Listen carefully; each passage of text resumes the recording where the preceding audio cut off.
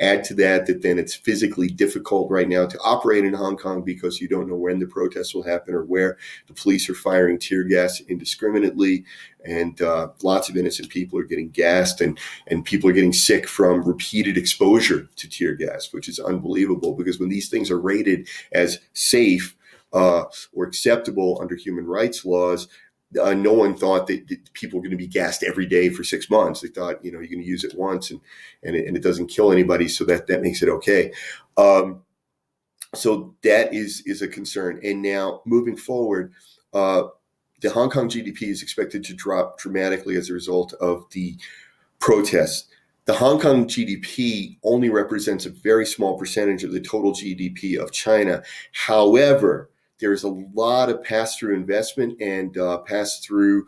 It's also manufacturing. There's trade and investment that happens through Hong Kong as a conduit to mainland China. And China has looked at relocating everything to Shenzhen, relocating to Macau. But one of the points, the reason why this works, is because although Hong Kong is a separately administered region of China, although it effectively belongs to China, the rules are so different that a company or a subsidiary located in Hong Kong is actually treated as being offshore. And this provides a lot of benefits to people, even in China, even high-ranking members of the CPP who have companies and things like this, and they'll use Hong Kong as a way of getting money out of the country. For example, how do you get RMB out of China? How do you convert it to dollars? Well, if you have a subsidiary in Hong Kong and maybe you can pass through money, or your subsidiary in Hong Kong does consulting work for you, and then they give you a bill and you pay that bill, and then the money gets converted to Hong Kong dollars, and then from Hong Kong dollars, very easy to go to US dollars.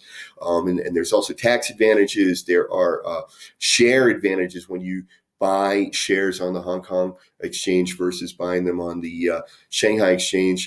We could do another episode on the economic benefits of sort of investing through Hong Kong, even for mainlanders. But the point being that the economic benefit of Hong Kong goes way beyond the GDP, because the Beijing government is trying to claim that the Hong Kong GDP is only a very small percentage of the total China GDP, so it's not going to affect them. But actually, it's much, much, much, much larger when we take all these other things into account. And then with trade, of course, that we're going from mainland China through Hong Kong to other countries. And of course, that Hong Kong has a special relationship with the United States in terms of tariffs and things like that. So the Hong Kong situation is definitely going to have a negative impact on the Chinese economy. The coronavirus is going to have a negative impact. The trade war is having a negative impact.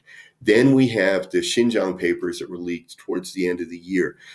Those of us that were working in China, that we knew that there were horrible things happening in Xinjiang. We heard stories, but they were stories, and now it's all verified that there are essentially concentration camps in Xinjiang, and they're selling organs, and they're doing just horrible, horrible things to the Muslim people of Xinjiang. Plus, in the last 2 years, I witnessed with my own eyes a real crackdown on religion in China.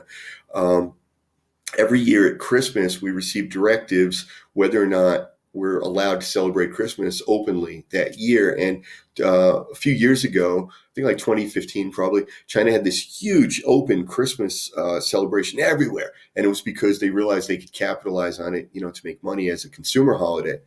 But there were other years where we received notices from the Communist Youth League that said you're not allowed to put up a Christmas tree in a public place this year. And it just flip-flops back and forth. Last year, there was a crackdown on Christmas. We weren't allowed to decorate openly. And then Easter was completely banned, and Ramadan was banned.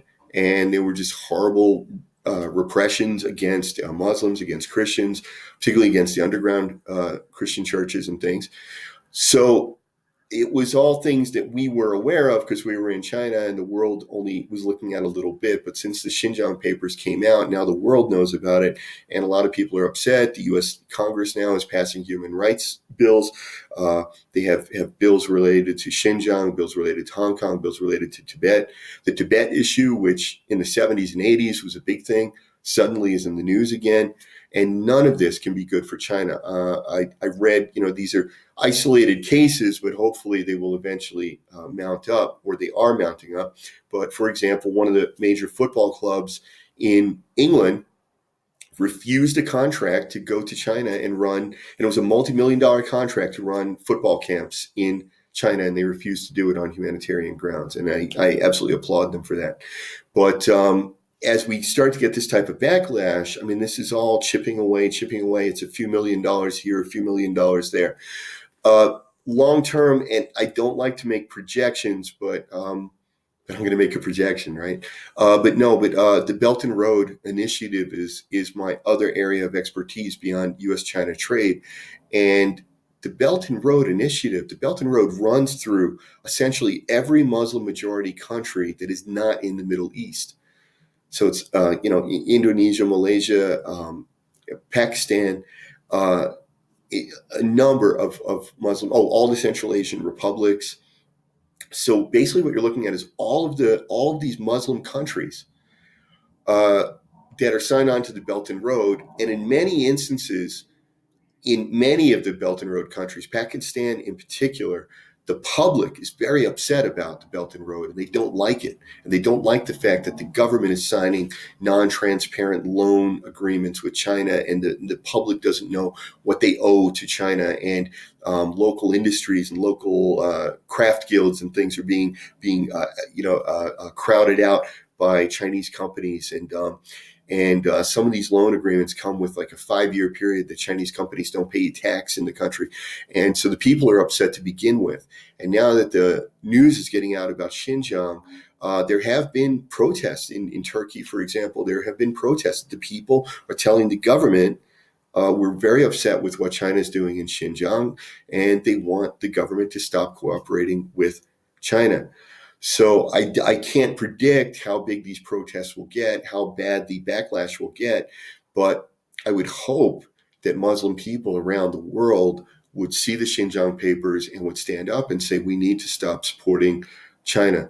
Anyway, this is all taking, even if we don't have a massive revolt against China, it's all chipping away. It's little pieces. And remember that China's functioning in this very narrow 6% to 6.2% GDP growth. And, you take out Hong Kong's GDP, then you take out some pass-through investments, some, maybe not all, and you take out some of the banking that would have been done in Hong Kong is now going to move to Singapore, and you take out some of the trade that would have, been done, and some of the supply chains and some of the factories, and then some of the trade that would have been done in Xinjiang, and I don't know how much trade was being done in Tibet, but you start taking out all these little pieces, and then you throw in a coronavirus, and it's very likely the GDP is going to drop below 6. Another thing about Xinjiang is that the Chinese government has these policies that on paper look like reasonable, nice, kind, open policies. And one of them says that in any given region, whatever the ethnic majority is in that region, the officials, the police, will be of that ethnicity. And this seems like, this is nice. So I guess when I go to Xinjiang, I find Uyghur Muslim police, or when I go to Tibet, I find Tibetan police and officials. Well, no, because then China either forces or entices Han Chinese to move to those areas until they become a majority. And so in Xinjiang, for example, I believe the Han Chinese are actually a majority. And because of all the crackdowns on the Muslims in Xinjiang, as a result of the Xinjiang papers, there's been such a crackdown on surveillance and policing that it's driving out the Han Chinese, that they either can't do business, or they're uncomfortable living there, or it's just not nice being in a police state, even though you're not the target of those police. So they're leaving now. And there are major cities in Xinjiang that have lost 50% of their population in the last month. And guess which 50% it is? Do you think it's the 50% of poor people or the 50% who own businesses? So I can't imagine what the effect is going to be on the GDP of Xinjiang. So if we take away the Xinjiang GDP, the Hong Kong GDP, take all these things away, the outlook for China this year looks very bad. And then there's other political ramifications. I am definitely hearing on Chinese social media people complaining about the government, criticizing about the government more than they normally would, because obviously they're not allowed to do that. But in the wake of the virus, they're complaining. And a lot of the complaining sort of sounds like people always knew that what they were being told wasn't true, but they looked the other way. There's a lot of acceptance in China of government lying because the people are benefiting economically, because these are people that 20 years ago, the average income in China was a few $100s a year. Now it's $10,000 a year. So a lot of people are saying, well, okay, we don't have freedom of speech. We don't have freedom of, we can't vote, but so what? We couldn't vote anyway. And now we have $10,000 as opposed to a few $100s. And that's kind of how a lot of people view all these esoteric issues of human rights and freedoms and things like that in China. And but when something like the coronavirus happens, then suddenly people become very critical of the government. So again, how is this going to play out economically?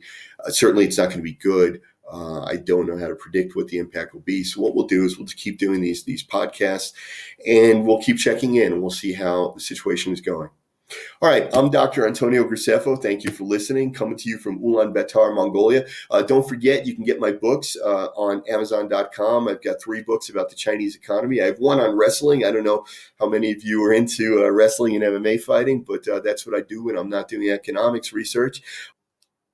You can also follow me on Twitter, and on Twitter, you'll find more information about the China economy, the Mongolia economy, but I also do a lot of tweets about 80s TV shows, pop culture, movies, and things like that, because it's just a way of blowing off steam. I'm obsessed with Marvel and Captain America, so if you want to shoot me a line about that, I'm happy to chat with you. All right, thank you very much. I'm Dr. Antonio Graceffo. We'll see you next time on China Economic Research.